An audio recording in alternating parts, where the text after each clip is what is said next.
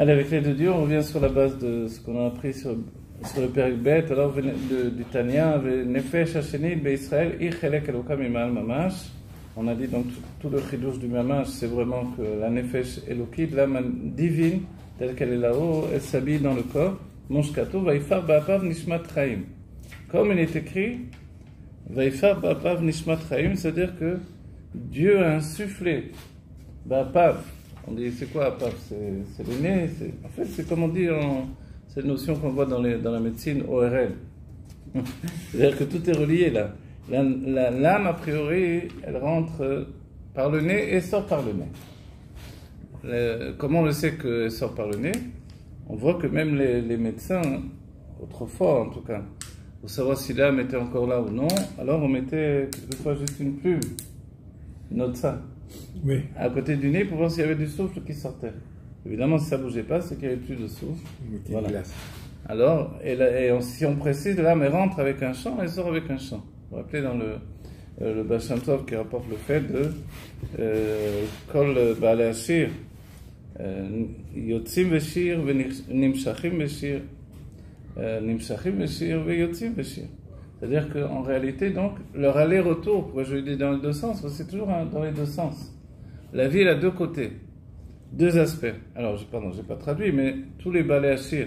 Shir, à la base, dans la Mishnah, c'est pas exactement la même prononciation, c'est Sher, sous-entendu, le collier qui porte soit ce qu'on appellerait une laisse, mais évidemment, pour les brebis, on ne met pas de laisse. Alors quoi?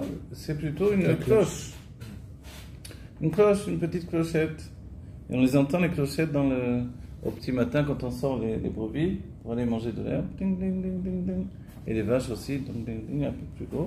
Voilà. Ou alors, comme dans Maseret Shabbat, donc, on parle du fait de la mener pour la vendre. Donc, Shabbat, il faut coincer la cloche pour qu'elle arrête de sonner. Ok. Quel rapport avec l'âme, etc. Tout simplement, l'âme elle-même du juif, elle est considérée comme un tzon. Tzon, minashon yetzia. Tzon, c'est les brebis, de manière générale. Le C, c'est la brebis au singulier. Donc une brebis, là je le dis au féminin en français, mais forcément c'est pas toujours. Donc on voudrait dire un bélier. Voilà. Et quand on dit un bélier, on imagine toujours avec les cornes. Donc c'est pas forcé qu'il soit avec les cornes. Quoi qu'il en soit, cette brebis, elle rentre avec un chant, elle sort avec un chant. Donc dans le pshat, on va dire, donc il s'agit de la cloche qui est accrochée au collier ici. Mais dans le sens profond, l'âme rentre et sort avec un chant. C'est sur ça que le Baal Shem Tov va donner l'enseignement. Si bien que quand on étudie plus profondément encore, quand on s'approfondit sur ce sujet, on voit que chacun a vraiment un nigun. Moi je me rappelle il y a des années, puisque j'étais l'élève de Rav Gisbo, il rapporte cet enseignement-là du fait que chaque âme elle a vraiment un chant et que le Kohen Gadol était capable de chanter le chant de chaque Yehudi qui rentrait au Beth Amikdash. Mais pas simplement le Kohen Gadol, également le Menatzea. Vous vous rappelez, il y a cette notion de Menatzea? On dit, on connaît le Menatzea là. Alors Menatzea en français c'est le chef d'orchestre. Oui. Mais on le connaît dans les Télim. L'Amnetzea, Mizmor le David, L'Amnetzea, Binginot, etc. Alors ça veut dire le Menatzea. Qu'est-ce que c'est le Menatzea? Le chef d'orchestre. Il n'avait pas forcément des baguettes au Beth Amikdash, mais il dirigeait la chorale du Beth Amikdash qui était composée de Lévi'im ou de Yehudim qui avaient une très belle voix. C'est bon, tu comprends? Voilà. Et voilà, alors là, c'est l'enseigné en français, on va l'enseigner en français. Okay? Et ces notions-là, donc, du chant, c'est-à-dire, on va dire, mais qu'est-ce qu'on a à faire? Un chant. On n'est pas en train d'étudier sur le chant, là. On est en train d'étudier sur la Neshama. Pourquoi tu rapportes ça? C'est parce que la Neshama, en réalité, elle a en elle-même cette nature de chanter qui est comparable, a priori, à celle des anges. Vous vous rappelez quand l'ange s'est battu avec, l'ange de Esav, s'est battu avec Yaakov, alors Yaakov le tenait, il a dit, laisse-moi maintenant parce que je dois aller chanter. Gia Torsheli, est arrivé le moment où moi aussi je dois aller chanter. Ok? Donc si moi je dois aller chanter, tant qu'à faire que tout va bien, alors laisse-moi aller chanter mon chant vers Dieu. Alors on voit ici que l'ange aussi chante. Et c'est plus loin encore, puisqu'on dit que les planètes, quand elles tournent, alors c'est parce qu'elles chantent et se prosternent devant Dieu. Et il est rapporté sur Yoshua ben Nun qui a arrêté tout le système solaire. Et pour arrêter le système solaire, alors le soleil lui a dit, mais moi je dois chanter devant Dieu. Je ne veux pas m'arrêter comme ça. Il a dit, je vais chanter à ta place. Donc il faut être capable de chanter à la place du soleil. Il y a ce qui s'appelle Perek Shira, où on apprend là-bas tout le chant. On va dire, ok, mais ici, là, quel est le lien? En fait, le chant, c'est l'expression de l'âme. De là, on veut dire que l'âme, elle rentre et elle sort en s'exprimant. C'est la notion de malchut, de royauté. La royauté de l'âme, c'est quoi cette notion de royauté? C'est la royauté qui a décidé de faire passer une âme qui est intemporelle. Elle vient du monde de Hatzilut, le monde de l'émanation, de l'habiller dans les mondes de Bria, Yitzhak, Sia, jusqu'à pénétrer dans le corps et s'investir dans une réalité qui elle a été préparée. La réalité, c'est la Gashmiut. Et la Moudaout de la Gashmiut, c'est-à-dire la conscience de la Gashmiut, c'est quelque chose qu'il faut préparer pendant 9 mois quand l'âme va descendre pour rencontrer le corps. Ok, c'est le rabbi qui dit ça. Donc en fait, le chant, c'est l'expression. Alors on va dire, mais attends, mais nous, on a vu que le chant, c'est l'expression. Mais on a vu. Az Yashir Moshe. Moshe, on dit qu'il bégayait, ok, à cause de ce qui est rapporté dans le Midrash, le malheur qu'il a poussé quand il a voulu prendre les diamants à la place des braises. C'était le Nisayon pour voir si, quand il avait pris la couronne de Pharaon, il était conscient de ce qu'il faisait ou non. Ok. Donc évidemment, il voulait prendre les diamants, Moshe, il n'était pas bête. Et l'ange, le malheur, il a poussé la main, il a pris une braise, il a mis à la bouche, il a bégayé. Ok. Il y a beaucoup de secrets derrière tout ça, évidemment. Mais, en dehors des secrets qui sont là derrière, de se brûler la bouche, en fait, ça veut dire finalement de prendre une lumière tellement grande que ça donne une shfirat kelim. Voilà, brisure des réceptacles. On a étudié, c'était Baba Batra, hein. Le début de Baba Batra, ça commence avec le lien de... Il y a 2 personnes, donc 2 amis ou 2 voisins ou 2 frères, quoi qu'il en soit, 2 Yehudim, qui ont un champ. Dans ce champ, ils décident de faire une séparation. Ils décident ou non. Il y a ceux qui disent on n'a pas besoin de faire de séparation. Le champ, on connaît, par exemple dans les familles, quand ils se sont partagés un champ, alors ils disent non, de là à là, de l'arbre du figuier jusqu'au marronnier, là-bas c'est à moi.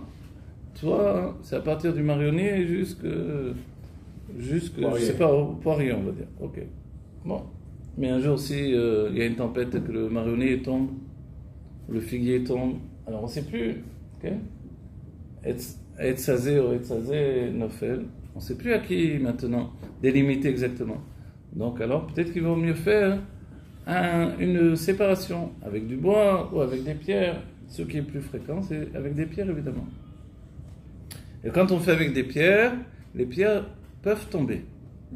Ok? Pour quelle raison les pierres tombent? Il y a d'autres raisons. Pour nous, c'est plus des choses qu'on connaît dans notre vie quotidienne. Mais si vous avez des vaches dans le champ, les vaches, elles ne veulent pas forcément rester à l'endroit où vous les avez mises. Donc, elles veulent passer par-dessus le mur. Et en passant par-dessus le mur, alors elles font tomber les pierres. Comme elles sont lourdes et que les pierres, elles ne sont pas toujours fixées avec du titre ou avec un enduit qui va les tenir ou de la colle, elles sont juste quelquefois posées, alors la vache, elle fait tomber les pierres. Maintenant, on va dire, mais les pierres, si elles sont tombées d'un côté ou de l'autre, elles deviennent la propriété de qui? De celui qui a le champ, de celui à qui appartiennent les pierres, le mur. S'ils ont fait tous les deux les murs, il n'y a pas de question. Donc ils réparent le mur ensemble, ok? Et s'il n'y en a qu'un d'eux qui a voulu le mur, c'est lui qui va récupérer ses pierres. Mais en fait, on comprend que c'est pas juste eux.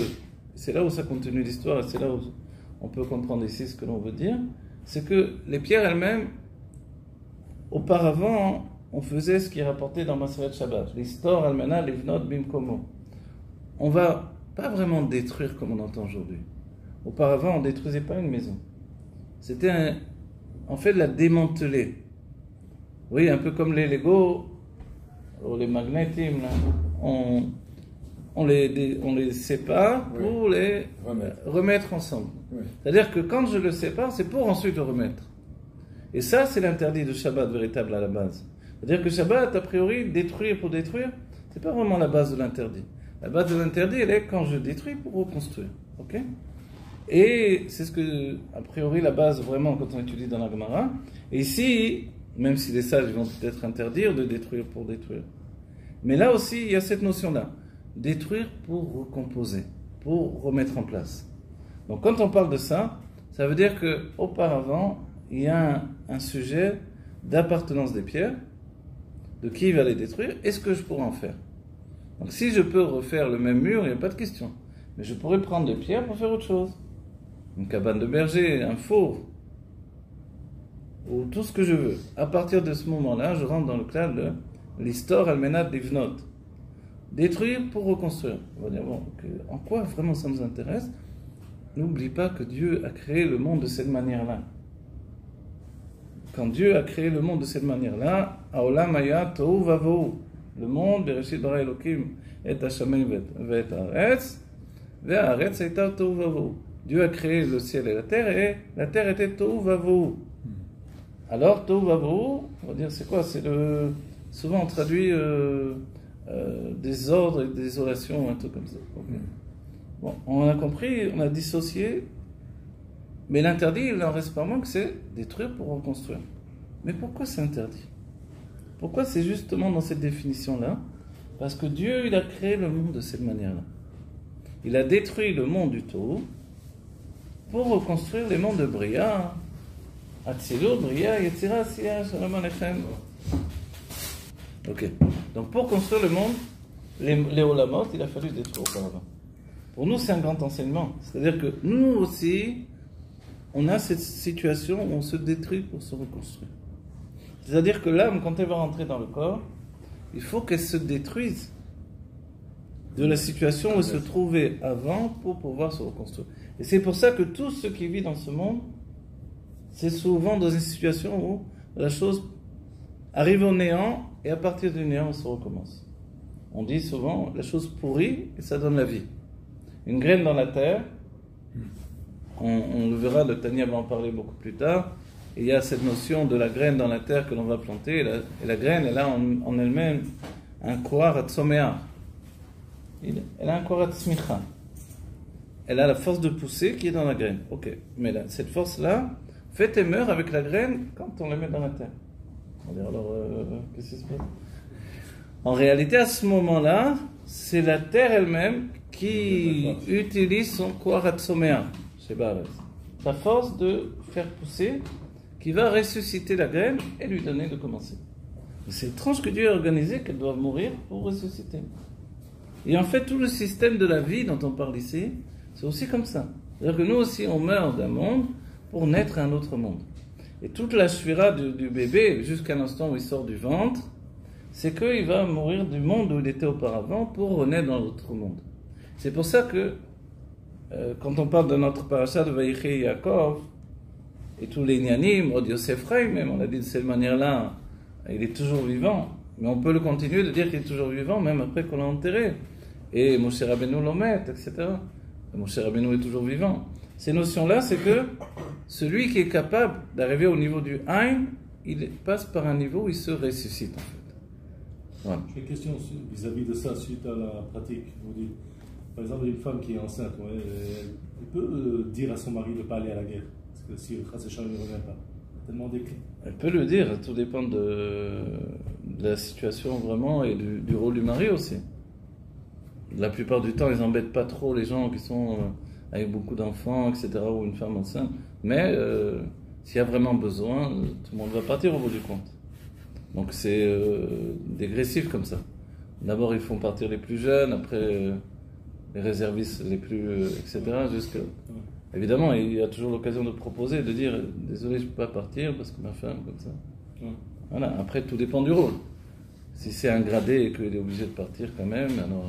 Le gradé part, un copain, son fils. Et comme ça a toujours été dans le peuple juif. C'est vrai que les Khatrila, on dit ne part qu'en guerre. C'est seulement celui qui... s'il vient de se marier, il ne va pas parler. D'abord, à partir de l'âge de 20 ans. Okay. Et après, s'il vient de se marier. s'il vient d'acquérir un terrain, s'il a peur d'une épée qui est dénudée, donc aujourd'hui il voit un fusil, il tremble, etc., on dit ok, reste à la maison, c'est mieux. Parce que là-bas, peut-être il va se faire tuer, il va mourir de peur peut-être. Donc il vaut mieux qu'il reste à la maison. Ok. Alors tout ça, vous comprenez, ce que je veux vous dire par là, c'est que la vie, elle passe par un état de destruction. On donne un exemple encore. C'est le lait maternel, c'est du sang qui s'est transformé en lait. Donc il y a une lien de Itapra qu'on va voir dans le Tanya par la suite. Ok? Le lien de Itapra qu'on va voir dans le Tanya. Donc la chose elle se renverse, elle se transforme. Et quand on voit ce lien de Itapra, on va étudier que transformer l'âme animale, c'est comme transformer l'obscurité en lumière. La Itapra, c'est vraiment de faire que les choses se transforment de cette manière-là, à un degré où la transformation, elle est un état de vie. Voilà. Est-ce que c'est vraiment important de le dire ici? Alors on revient à la base du chant. Moshe Rabbeinu bégayait, ok? Oui. Donc il avait du mal à parler. Et tout à coup, non seulement Moshe a parlé, mais il a chanté. On peut dire, et c'est très curieux parce que moi j'ai rencontré déjà, je me rappelle à Paris, j'ai rencontré un garçon, il bégayait vraiment, mais quand il chantait d'une manière magnifique. On va dire, alors peut-être Moshe, c'est ça aussi. Sur Moshe, il y a un secret parce qu'on dit Az Yashir Moshe. Et les sages nous ont dit que d'où on apprend Triatametim de la Torah, où est-ce qu'on apprend la résurrection des morts dans la Torah? À partir de Az. Ce mot-là, Az. Az, ça veut dire alors. Az, ça veut dire pas maintenant en tout cas. Alors on va dire alors, est-ce qu'il y a eu un chant ou est-ce qu'il n'y a pas eu un chant finalement? Est-ce que Moshe il a vraiment chanté ou il n'a pas vraiment chanté? Parce qu'il écrit Az Yashir Moshe, alors Moshe va chanter. Et en fait, cette notion-là, puisque Moshe il est Mashiach ou Sheyeh, il est en fait dans ces notions. Qu'est-ce que ça veut dire le nom de Moshe, vous vous rappelez? Ce qui était, c'est ce qui sera. C'est un peu une transposition dans l'homme du niveau de Aya Ove Veye Kechad, le nom Avaye, le nom de Dieu, Yud Kevavke, on prononce Avaye en hébreu, qui veut dire Meave, celui qui donne naissance. Alors, l'explication, c'est que son nom veut dire Aya, il était, Iye, il sera, Vov, il est présentement Kechad, dans un même temps. Et on voit la transposition chez Moshe, ça devient Moshe Mashéaya, ce qui était, ou Sheyeh. Et vous vous rappelez, on a dit que ça ressemble aussi à la notion qu'on a vue de Ekie Asher Ekie. Je serai avec qui je serai.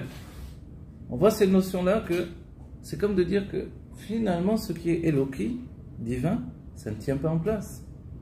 C'est-à-dire, ça ne peut pas se mesurer dans un seul moment, un seul temps. Et c'est pour ça que la Neshama, les Neshamot en fait, Nimshachim Veshir, Yotzim Veshir. Yotzim Veshir, Nimshachim Veshir. Elles ont ce mouvement ininterrompu. Et nous, on peut penser qu'une seule fois, Dieu il a insufflé en nous l'âme divine. En fait, non, pas du tout. Dieu, il insuffle constamment. Et plus que ça. De la même manière que je démonte un mur et que je peux faire avec ça une maison ou un four ou ce qu'on veut, recomposer le mur. De la même manière, l'âme elle-même, elle est décomposée et recomposée. Chaque seconde. À chaque seconde, à chaque instant, mais même quand on n'est pas capable d'arriver au bout d'une perfection.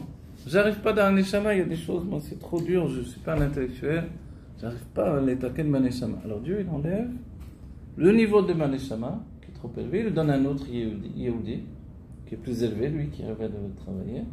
Pendant ce temps, moi, alors je vais pas arrêter sans neshama. J'ai le nefesh, j'ai le roi, il me manque le neshama maintenant. Dieu va me donner une autre neshama, d'un autre Yehudi, d'un niveau inférieur, qui lui n'arrive pas à travailler à ce niveau-là, et moi je vais travailler, je vais dire, ah, tout à coup j'arrive à comprendre, Qu'est-ce qui s'est passé? C'est que le degré de neshama que je travaille maintenant, je peux le travailler, parce qu'en fait, il est inférieur à mon niveau.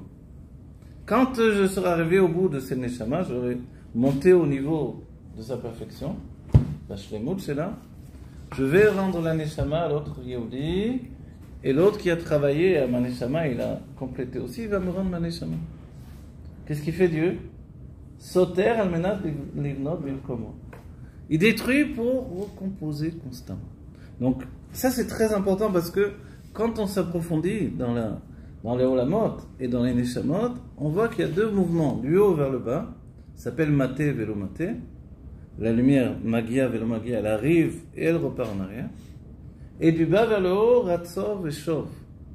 La lumière, elle monte et elle revient. Mais c'est pas que la lumière, parce que quand je dis lumière, ok, c'est vrai, parce que tout est lumière en réalité.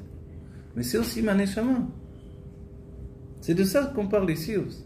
C'est que la Neshama, Vaifar Ba'apav Nishmat Chaim, ok, c'est un machin, Dieu nous souffle, mais on n'est pas des Mekoubalim qui prenons que le pshat des choses et qui peuvent rester coincés là-dedans avec l'image et vont l'apporter toute leur vie. On est des chassidim. On doit décorporiser le Inyan. Donc, si on peut dire en français hébreu, dégashmiser. Donc, on ne peut pas rester comme ça avec l'idée. Dieu, c'était un vieux bonhomme qui est venu me souffler dans la bouche. Ok, c'est ça l'idée? Non. Alors quoi? En fait, Dieu, il a donné sa lumière et s'est répandu. Et même ce mouvement, en fait, c'est en fait d'une dimension à l'autre. Memad, ben memad, le memad. Okay? La lol, la olamot elionim, monter dans les mondes divins, c'est pas que je m'envole comme une fusée. C'est que, en fait, même Moshe, quand il monte sur le Har Sinaï, pour monter ensuite dans les mondes divins pour recevoir la Torah, c'est pas qu'il monte avec son corps comme on entend nous. Non, c'est que le corps, il passe d'autres dimensions. Il se cache de nous pour qu'on ne le voie pas. Son corps disparaît.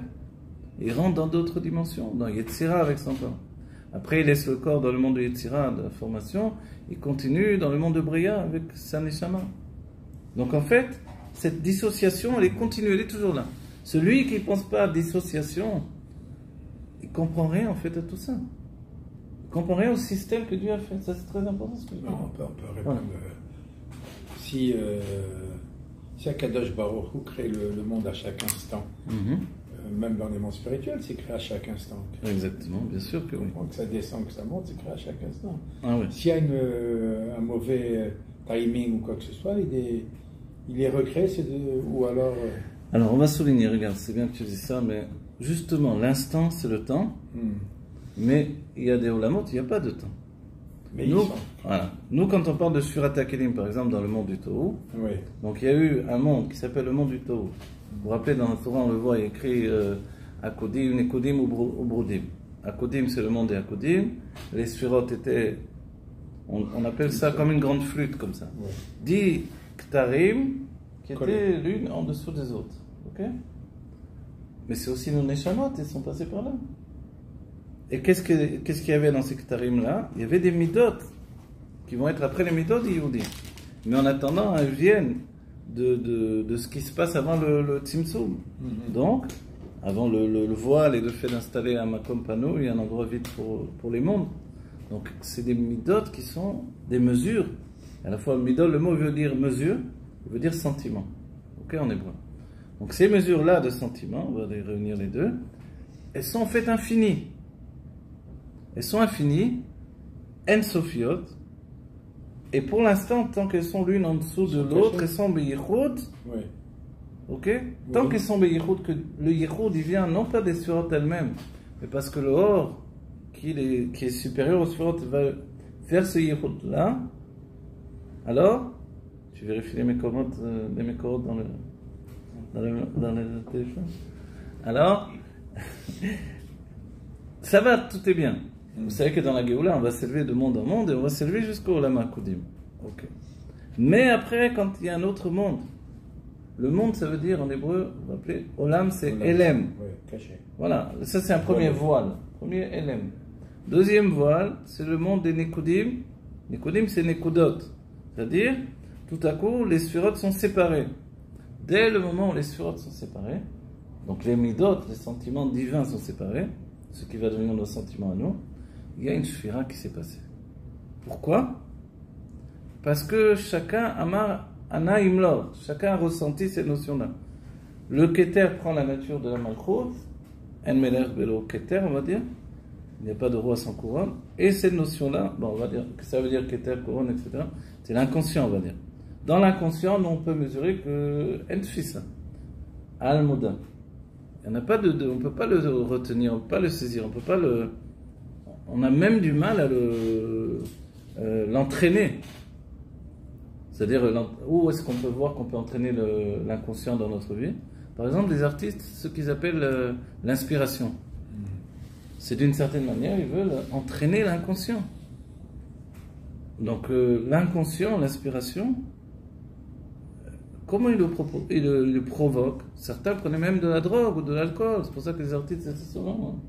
Mais son ami, ils étaient drogués, alcooliques, etc. Parce que quand ça ne vient pas tout seul, ils essayent de. L'Avdi, il a fait Avdalot, l'Anmoram Saï, il provoquait son roi Kodesh avec une makela, avec un orchestre. Oui, c'est comparable au Beth Amikdash. Oui. Il y avait sous sa fenêtre un orchestre de chassidim, imagine. J'aurais été un chassid musicien de l'Anmoram Saï. Et il met sa tête à la fenêtre et les chassidim commencent à jouer.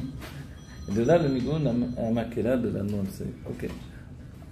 Ou alors on dit il avait un autre système, c'était les acrobaties sur les chevaux. Ah bon? Bon, la musique on comprend, ça provoque le roi Kodesh, on a cité au Beth Amikdash, etc. Mais les acrobaties sur les chevaux, il faut penser que c'est. L'Admorazaken il a expliqué Kwarsus. Kwarsus on connaît aujourd'hui dans les voitures. Parce qu'aujourd'hui on dit toujours la force des chevaux, mais en français ça ne sonne pas beaucoup, mais combien de chevaux dans la voiture? Ça se dit toujours. Je ne sais pas pourquoi on dit ça en français. Mais à la base, en hébreu, le source, regardez, c'est samer et vav.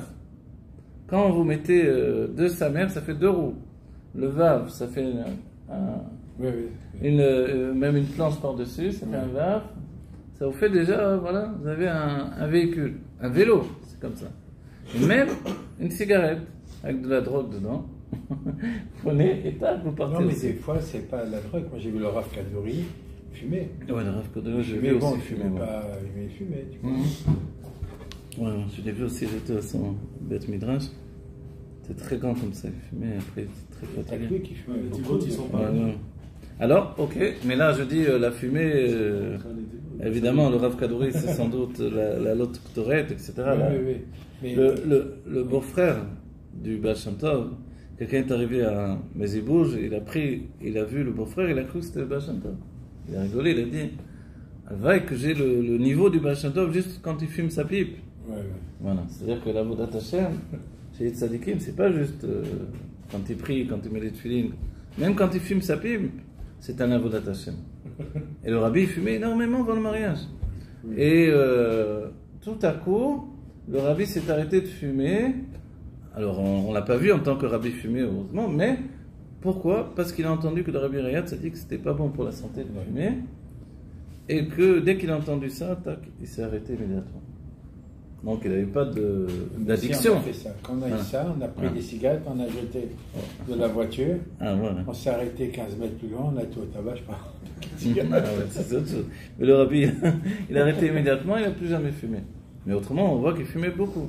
Mais qu'est-ce que c'était chez le rabbi fumé? Évidemment, c'est pas comparatif, pas comparable au fait de fumer chez nous, forcément. Donc, il y a un avodat Hashem dans tout chez les tzadikim. Manger, souvent je citais un ami qui était chez Baba Salé. Le Baba Salé, dès qu'il y avait un problème, il faisait un grand festin. Un grand problème spirituel. Donc, il faisait un festin, il accueillait les gens, beaucoup de personnes étaient chez Baba Salé. C'était, tout de suite, ils faisaient la shrita d'un agneau, et ils faisaient le mishoui, comme on dit. Donc, ils faisaient cuire l'agneau à la broche, et tout le monde mangeait l'agneau, etc., avec, grâce à Dieu, un bon repas. Mais qu'est-ce qu'il mangeait, lui, Baba Salé? Il mangeait, mon ami qui était là-bas, il m'a dit qu'il mangeait une olive. Pendant tout le repas, il lui a mangé une olive. La même olive, pendant tout le repas. Les autres sont, grâce à Dieu, ils ont bien mangé de l'agneau, c'est très bon l'agneau. Et Baba Salé, il a mangé son olive pendant tout le repas. Voilà. C'est-à-dire, on va dire, mais qu'est-ce qu'il y a à manger une olive pendant tout un repas? D'abord, il y a des kavanotes, il y a des intentions mystiques quand on mâche, mais pour lui, c'était un avodat Hashem. Pour quelqu'un qui jeûne la plupart du temps, manger une olive, c'est un luxe. Alors il a pris sur les luxe parce qu'il devait faire des cavanotes, sans doute, sur la nourriture. Voilà. Alors ça, on veut dire, on ne comprend pas ces choses-là. Ok, donc là, l'exemple qui nous est donné dans le Tanya, d'accord? Cet exemple-là, il entraîne énormément de choses. C'est pour ça que je vous ai un peu grandi la chose, pour vous dire, n'allez pas prendre les choses telles qu'elle est écrite là et c'est tout. Dieu, il est venu, Vayafar Be'apav Nishmat Chaim, ok, c'est vrai. Donc ce que j'ai dit, c'est pas le pshat du Tanya, c'est un peu plus dans le homèque du Tanya. Pour nous dire, derrière tout ça, il y a énormément de choses qui sont incluses. Mais quand Dieu, il influence dans le juif, c'est le Neshama, et que l'image qui est donnée, c'est il a soufflé, d'accord, après on le voit dans la tête, donc il a soufflé. Quand on souffle, qu'est-ce qu'il y a? Il nous dit, puisqu'il est écrit, Ve'ata nafarta bi, Va'ifar ba'afar nishmat chaim, Ve'ata nafarta bi, et tu as insufflé au-dedans de moi. כמו שכתוב בזוהר, מן דנפר מתוכי נפר. פירוש מתוכיותו ופנימיותו. שתוכיות ופנימיות דאחריות שבאדם מוציא בנפיחתו בכוח. Quand on souffle, quand on nous demande de souffler un ballon, encore plus que ça, hein. Vous allez vous amener les enfants à la plage, elles arrivent avec leur bouée, souffle-moi la bouée. Il y a des bouées, avant les bouées étaient petites, maintenant plus ça va, plus les bouées sont grandes. Donc tu souffles la bouée, tu n'es pas préparé, tu as la tête qui tourne. Ils sont pas en train de nager, toi tu es fichu, ta journée est fichue. Mais pourquoi c'est épuisé comme ça? Tu vas voir la tête qui tourne. Ouais. Parce que tu vois que tu n'es pas en train de souffler comme de la même manière que tu parles. Quand on parle, on utilise le souffle tout le temps. Mais en fait, on ne met pas là-dedans un travail qui me fatigue, qui m'épuise. Au contraire, souvent quand on parle, on reçoit des cohortes, avec les idées. Et là, non. Quand tu souffles, tu fais rentrer ton intériorité. En hébreu, on dit le kishke. Voilà, vraiment le kishke en français, je ne sais pas comment traduire, mais les intestins, quoi. Ouais, tu mets tout, les tripes, voilà. Tu mets vraiment tout. Et tu t'épuises, on va dire, attends, mais pourquoi on a donné cette image pour Dieu? Dieu, évidemment qu'il ne s'épuise pas, il n'est ni fatigué, ni pas fatigué, ni il a une bouche pour souffler. Alors c'est une image. Qu'est-ce qu'elle veut dire cette image-là? Que Dieu a participé dans le fait de donner la vie aux âmes à partir de son souffle. C'est-à-dire à partir de quelque chose qui ne vient pas de sa chitzonio, de son extériorité, mais de sa pnimio, de son intériorité. C'est ça dont on parle. C'est-à-dire, il n'a pas fait ça comme on se gratte l'oreille. Non, il a fait vraiment comme nous, on va souffler pour remplir un ballon très très gros ou vraiment un effort particulier. Et dans l'image qui est donnée, évidemment, Dieu, il a fait Adam Arishon avec ses mains. Ok? On dit Yatzar Kapav chez la Kadosh Baruch Hu. La création, la formation des mains de Dieu, c'est Adam Arishon. Ok? Alors on dit, mais Dieu, il a des mains, donc depuis quand il a des mains, Dieu? Oui, on le voit parce qu'il écrit Yad Hashem, Yad Yemin, Yad Smol, mais Yad Rama, il nous a sortis d'Égypte d'une main haute. Alors on dit, bon, mais là aussi on ne va pas devenir des imbéciles en pensant que Dieu c'est comme le dessin de Michel-Ange, voilà, qui touche le premier homme comme ça, c'est un vieux bonhomme. Évidemment que non. Alors quoi? Et puisque le judaïsme c'est sortir de toutes les images de Dieu, alors qu'est-ce que les mains de Dieu? Et la Kabbalah nous dit, les mains de Dieu, c'est les sentiments. Les midot. Les midot de Dieu, de la même manière qu'il y a, dans la main, il y a 5 doigts. Ces 5 doigts, ça représente l'essentiel des midot. C'est-à-dire, c'est quoi? Chesed, Gvura, Tiferet, Netzah, Od. Déjà, j'ai toutes les midot. Les mesures de sentiments. On va dire, pourquoi ça s'arrête là? Parce que Yesod, lui, son travail, c'est de les kabel. Il reçoit, il est comme un tsinor, qui reçoit les midot et qui est ma'avir autant. Qui les transporte, qui les transmet. Il n'y a pas par exemple, Rafreset, ça passe directement sans s'occuper de... Après, il faut voir, bien sûr, il y a des niveaux, il y a comme la Birkat Kohanim, effectivement, oui. Ouais. Mais cette image-là, on la constate. Quand on réunit les tzitziot, quand on dit Baruch She'amar, en fait, la Kavana, elle est Baruch She'amar Vaya Olam, Nous, on s'imagine, le monde est créé, les arbres, les plantes, etc. En fait, non. Pas le monde qui est créé, matériel. C'est le passage, en fait, de la pshitout, de la Elokut, vers le Kav Ein-Sof qui rentre dans le Chalal HaPanui. C'est comme ça les Kavanot d'après la Kabbalah. Ils ont entendu, il n'y a aucun monde qui est créé encore. Mais c'est vraiment le passage vers les Sphirot qui fait que pour Dieu, les Sphirot, c'est déjà le monde. C'est ça le monde. Le monde, on a dit, c'est le voile. Donc en fait, en Olam, Baruch She'amar Vaya Olam, c'est déjà que, en fait, par la Malchut de Ein-Sof, il y a déjà le Chalal HaPanui qui va entraîner, etc. Ok. Car al der Mashal, Neshamot Israël, alou b'marshava, kedirti, Beni Bechori Israël, Banim Atem L'Hashem Elokechem. De cette manière-là, à titre d'exemple, les âmes d'Israël se sont élevées dans la pensée de Dieu. Quand je vous ai dit que Baruch She'amar, c'est la pénétration depuis avant le Tzimtzum vers le Tzimtzum, donc le Chalal HaPanui, l'endroit vide pour que les mondes existent, qu'il a fait en lui. En fait, c'est la marshava de Dieu, elle est justement avant le Tzimtzum. Pour ça qu'on appelle Adam Kadmon, on va dire la première grande sphira, structure, pour expliquer à Chassidut, on dira la volonté générale de toute la création, on l'appelle Adam Kadmon. Et Adam Kadmon, le rabbi disant les Bategalei Gani, il est à l'image du Yehudi, c'est Allah B'Marshava. Il est à l'image du juif qui s'est élevé dans la pensée de Dieu. Elle est où cette pensée de Dieu? En fait, il s'appelle Adam Kadmon, dans le NB, le rabbi Rachab, il nous dit, le Kadmon, c'est ça. C'est la pensée de Dieu qui pense au Yehudi qui va venir dans un gouffre, qui va venir dans un corps matériel. Ce juif qui va s'habiller dans un corps matériel, c'est ça la pensée de Dieu. Et le Adam, lui par contre, le mot Adam il veut dire l'homme, c'est la Hitrachut. C'est les mondes qui vont naître à partir de cette pensée, ça va se concrétiser dans tout le Chalal HaPanui. Et quand on arrivera à la coma, au niveau, si on prend l'image d'un homme, au niveau du nombril, évidemment, il n'y a pas un grand bonhomme qui est comme ça. Alors, à ce niveau du nombril, il y a déjà ce qui s'appelle le monde de Hatzilut. Et après, on descend de plus en plus jusqu'à arriver au niveau des pieds. Et c'est pour ça qu'on dit que notre monde, il est au niveau du talon. Et dans le temps, et dans le lieu. C'est-à-dire que dans l'espace-temps, on est, nous, au niveau du talon. Et le talon du talon, et le talon, des fois, il est rapporté.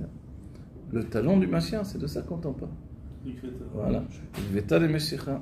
Donc le lien du talon du Mashiach, c'est aussi par rapport au talon de Adam Arishon. C'est-à-dire qu'on est vraiment tout en bas, tout en bas, tout en bas. On va dire alors, mais c'est terrible d'être aussi bas comme ça. On est tout petit, on est ridicule. On dit, oui, mais n'oublie pas qu'on est tout en bas et qu'autour de nous, il y a un grand cercle. Un cercle, ça veut dire que le Shefa, qui est autour de nous, il n'est pas limité. Pas comme un rectangle, un carré, où c'est limité justement. Il n'y a pas de limite. Il n'y a pas de début, il n'y a pas de fin. Ceux qui donnent le début et la fin, c'est justement la pénétration de la lumière à partir d'un endroit. Cet endroit-là, il s'appelle la tête, Adam Kadmon. Et les raglés Adam Kadmon, les pieds d'Adam Kadmon, ils sont tout en bas, c'est vrai, mais ils touchent le Chalal HaPanui de l'autre côté, et touchent le cercle de l'autre côté. Et qu'est-ce qu'il y a de l'autre côté du cercle? Il y a l'infini. Atzmut Umaut. C'est pour ça que dans ce monde qui est le plus bas, finalement, se trouve l'essence de Dieu. Voilà. Mais en réalité, c'est comme la Terre quand on dit qu'elle est ronde. Il y en a qui discutent encore de ça. Est-ce qu'elle est vraiment ronde, pas ronde? Donc elle ressemble plutôt à un œuf, plutôt qu'elle soit vraiment ronde. Il y en a qui disent, mais non, regarde, elle est pas vraie.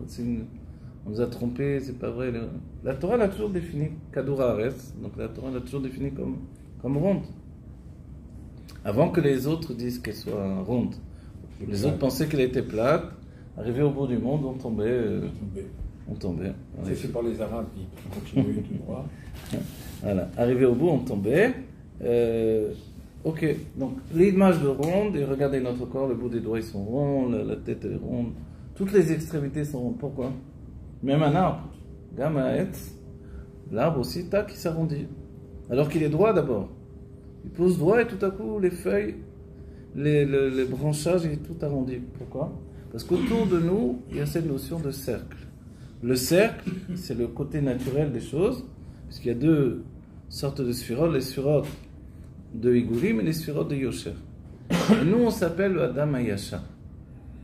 Le Adam Hayasha, l'homme droit, qui barati est Adam Yasha, parce que Dieu il a créé l'homme droit, l'homme droit, c'est l'homme qui est structuré par l'intellect, les sentiments et l'action.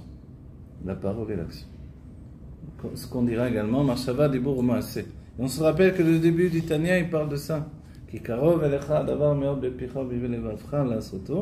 la chose est très proche de toi, de tous les niveaux donc d'expression, si je traduis en vitesse, de la parole, la pensée et l'action. Okay?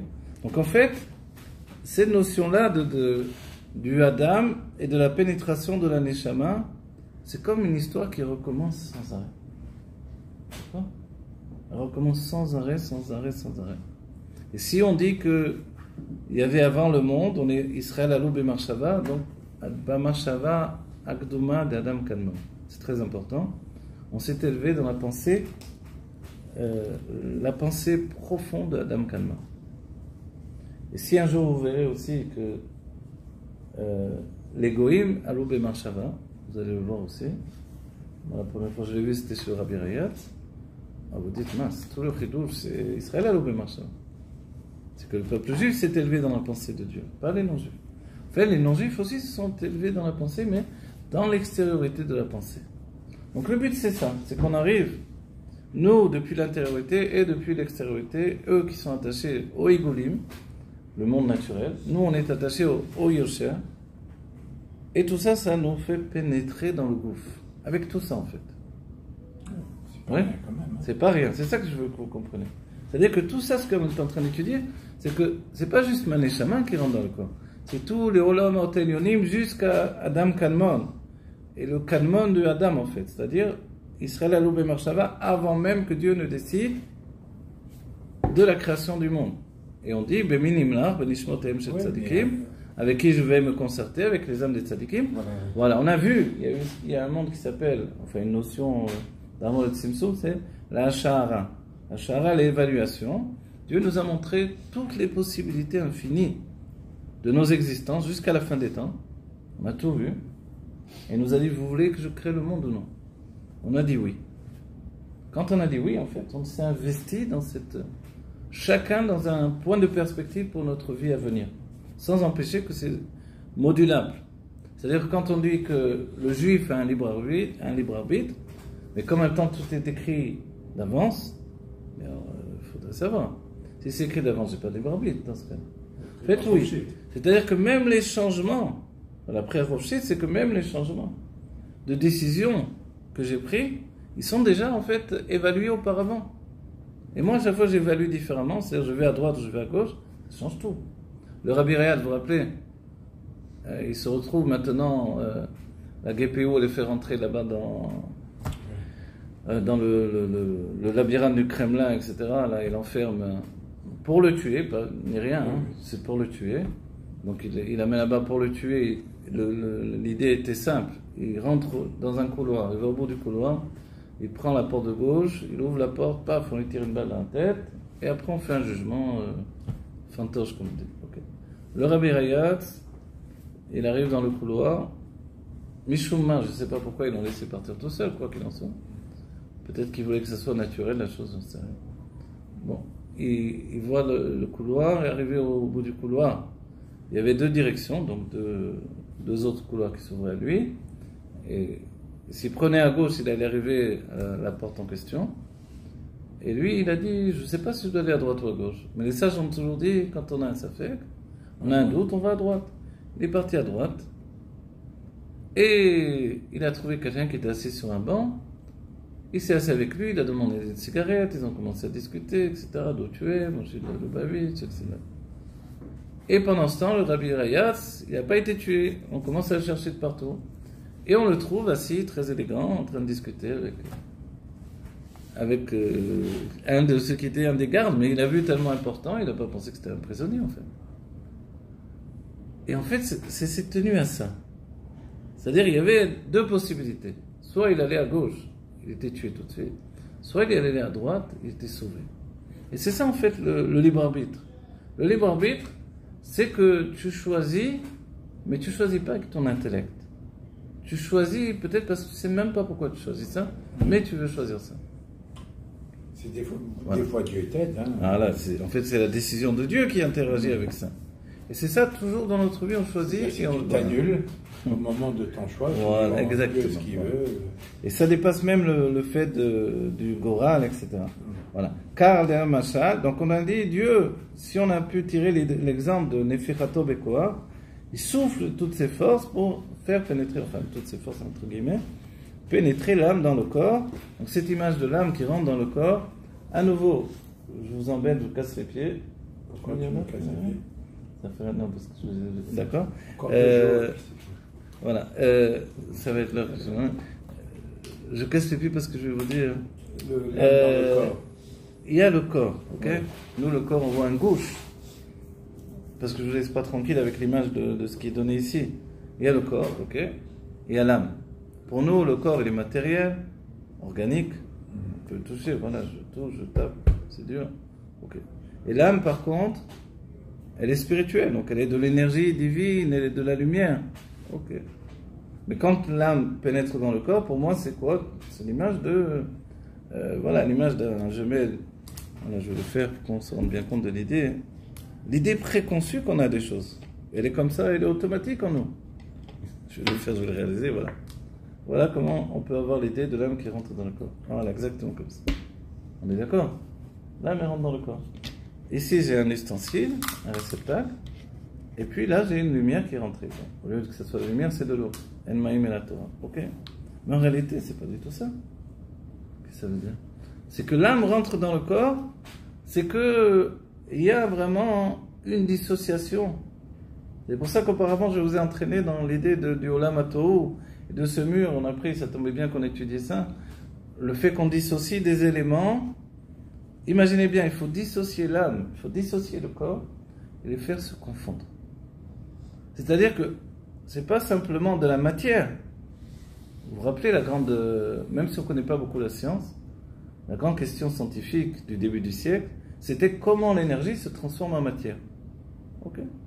Donc ici, on peut poser la même question ici dans le Chassidut. Comment le Or Eloki, qui est comme une énergie, elle va se transformer en matière, le gouffre. Et parce que nous, on voit le gouffre comme une matière inerte. Donc c'est un gouffre, c'est un bloc qui ne bouge pas. Donc l'âme rentre comme j'ai fait rentrer dans le verre. On ne fait pas du tout comme ça. Le corps, il est fait d'énergie également. Cette énergie, elle a également sa faculté de se dissocier. L'âme et le corps dissocient leur nature l'une et l'autre et finalement ils vont se confondre. Oui. Si bien que le Rabbi Rachab, ne croyez pas que j'improvise là, le Rabbi Rachab va nous dire que c'est l'âme du corps qui va s'unir avec le corps de l'âme. Vous voyez? En effet, chez la Gouf. Oui, mais attention, alors là, ça veut dire que oui. Ton âme, quand elle vient, elle a déjà une constitution pour... Ah, bravo. Et oui, et bravo. Et là, c'est très important ce que tu dis. S'il n'y avait pas dans l'âme la notion du corps de l'âme, on ne pourrait pas avoir ce que le Rabbi Rachab nous dit là. Que l'âme du corps s'unit avec le corps de l'âme. On peut le retransposer. Homme et femme. L'homme de la femme s'unit avec la femme de l'homme. C'est pour ça Isha chez Tazria, la femme, elle influence la première et donne naissance à un garçon. Ah putain, mais elle devrait donner naissance à une fille dans ce cas-là. Pourquoi un garçon? Parce que c'est ce qu'elle a mis en avant pour s'unir avec l'homme, c'est le côté masculin. Lui, il a mis en avant pour s'unir avec la femme, le côté féminin. Donc la même chose, le corps et l'âme.